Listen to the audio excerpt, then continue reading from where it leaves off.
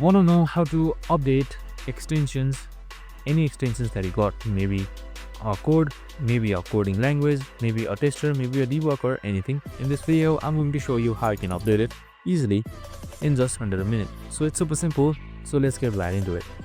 First things first, what you can do is you can just simply open up Cursor AI on your laptop. So you can just simply install it. We have also created a video on how to install it, so make sure to watch that.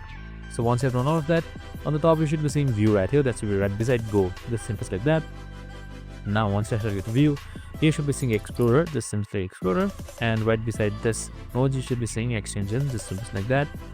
And now in order to update your extension, you can just simply hit towards install right here, and then here you can see just simply click on any extension that you had installed.